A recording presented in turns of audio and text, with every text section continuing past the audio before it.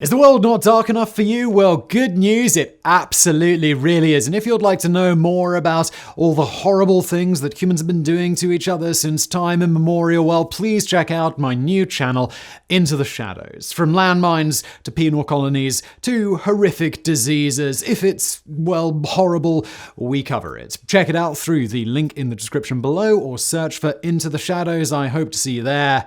And now today's video. The word doctor actually comes from the Latin for teacher. These were meant to be people of knowledge and expertise, people who knew things the rest of us didn't. That sounds reasonable, doesn't it? In a general sense, that still holds true. But if you pay attention to the news, you know that not every doctor is all that smart, and some are doing some extremely questionable things.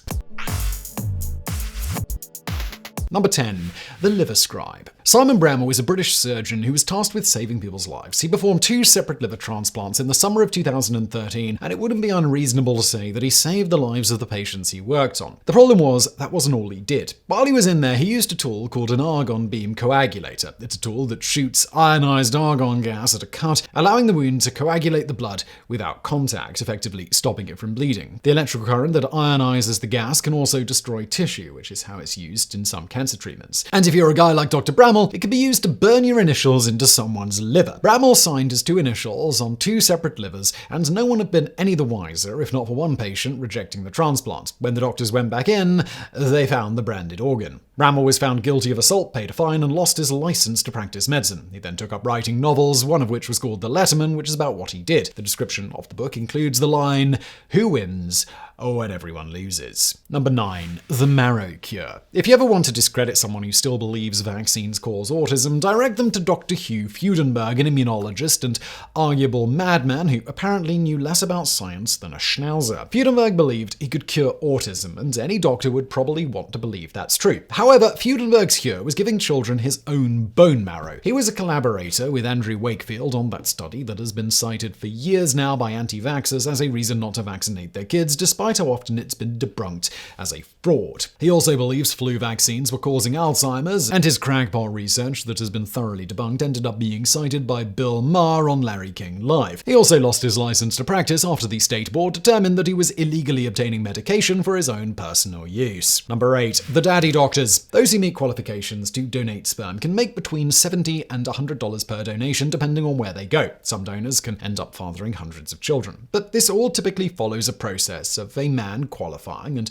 following set procedures to ensure that he is healthy and fits the profile needed. If a doctor wanted to sidestep those rules, do you think he could? The answer is yes, and it's happened more than once. A Dutch doctor was determined to have fathered 49 children in secret, swapping his own genetic material with that of donors. Families became suspicious when their children exhibited characteristics not in line with those of the donor, such as brown eyes when the donor and mother had blue eyes. Plus, some of them just looked like the doctor. A doctor in Canada did the same thing, impregnating at least 17 women before he was caught. Some of the sperm used was his own, but some was just a mystery. 17 were identified as his, but 83 more children have unidentified fathers. This resulted in him not only losing his medical license, but a $13.3 million class action lawsuit. Number 7. The Sterility Doctor. Javaid Poise was an OBGYN in Washington when he was running a health insurance scam to line his own pockets. He would perform unnecessary surgeries and bill insurance companies for them. Effectively, he was robbing the companies but also destroying the lives of his patients as well, none of whom needed the irreversible procedures that he performed. Because of his speciality, he performed things like hysterectomies and sterilizations. He bilked the government and insurance companies of more than $20 million. Law enforcement seized his assets, which included a Bentley and 2 homes. He committed 52 counts of healthcare fraud, which ended up giving him 59 years in prison. But the human toll was far greater, considering that he needlessly robbed numerous women of their ability to have children. It's not clear if he ever faced any specific punishment for what amounted to serious physical assaults against his victims. Number 6. The Organ Thieves. Word is a human heart can make you a millionaire on the black market. A liver is worth a little over half that much. A kidney, about a quarter. So if you have the skill to remove, handle, store, transport, and sell those organs, you could have a good side hustle as a serial killer. Lucky for the rest of us, most people can't or won't do that. But most people isn't everybody. Pathologists in Israel were harvesting organs from dead Palestinians without consent, a charge they admitted to after a Swedish paper accused the government of killing the Palestinians specifically for that purpose. According to the government, they did harvest things like skin, corneas, hearts, and bones, not not just from Palestinians, but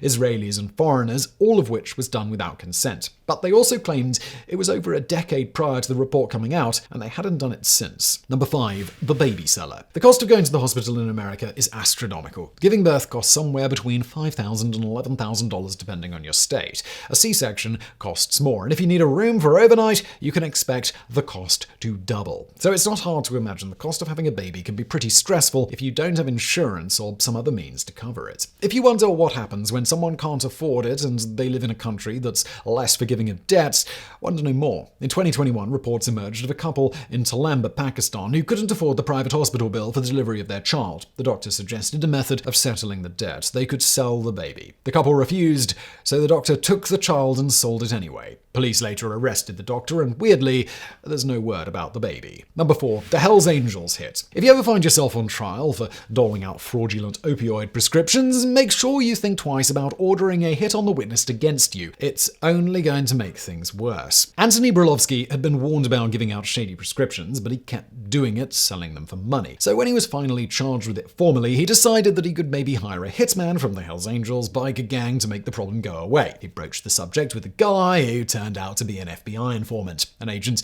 then went undercover as a hitman to make sure that the doctor was very sure about what he wanted. He told the supposed hitman that he'd spent 5 days in prison before his trial, and it was the worst thing he'd ever experienced. He needed to make sure he was never going back, which meant getting rid of the witness against him. Getting caught in his murder-for-hire scheme has added a charge of obstruction of justice to the medical fraud that he was already charged with. Number 3. Doctor Nudes. It's been a joke on the internet for a long time now that people will send you unsolicited nude pics with far too great a frequency. And by people, we mean guys, and by nude, we mean a rather specific part of their anatomy. As many as 80% of women and 50% of men have received unsolicited nude pics.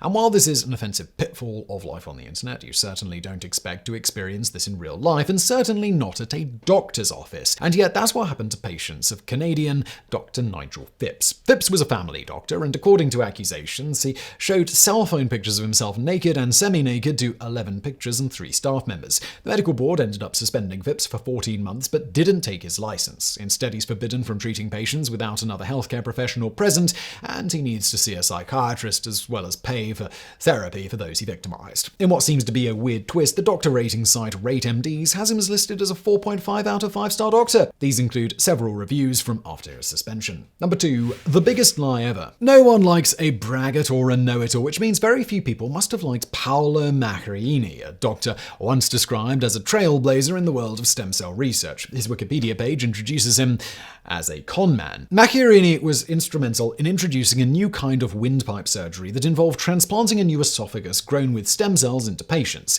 He used a donor esophagus and seeded it with new cells. 6 of the 8 patients who received the surgery ended up dying. The doctor was accused of falsifying data and committing fraud. Even in his private life, Macchiarini couldn't keep things above board. He started an affair with a producer from the show Dateline and even got engaged to her despite the fact that he'd already been married for 30 years already. He told people that the Pope himself was going to officiate the wedding, and guests would include the Clintons, the Emperor of Japan, and then President Obama. Number 1. Doctor sexted a lot. The internet is awash with statistics about teen sexting. Just one more thing for paranoid parents to worry about.